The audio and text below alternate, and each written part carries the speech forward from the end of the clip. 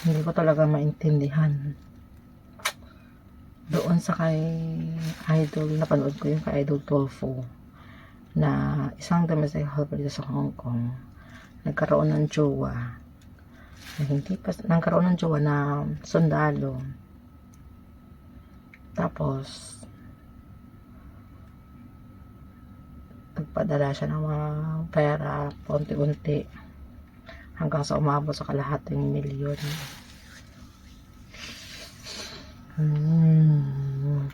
Yung hindi mo pa nakikita yung jowa mo,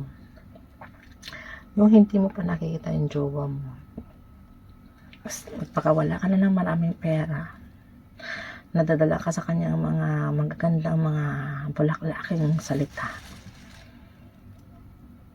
pinaasa, tapos yun pala, ginamit ka lang dahil sa kanyang luho o dahil sa kanyang bisyo. Saklat, no?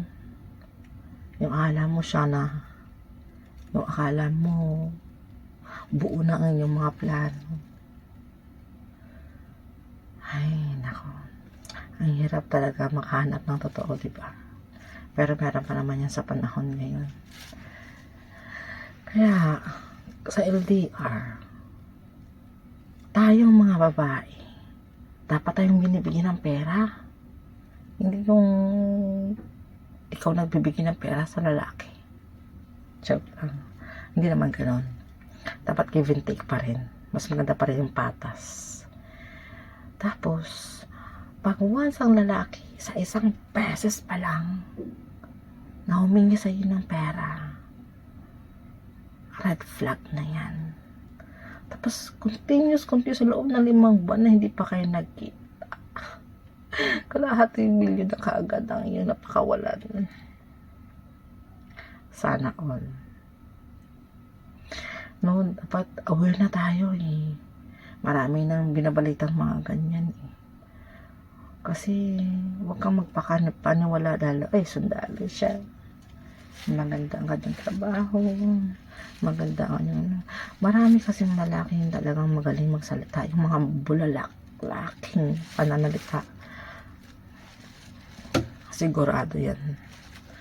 Hindi yan totoo.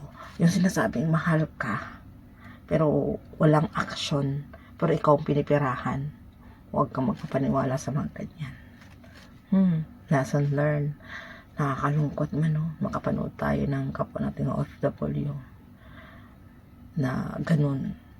Sana malaking lesson talaga to sa'yo. Lagi talagang unahin ang sarili at ang iyong mga anak. Ganun. Bye.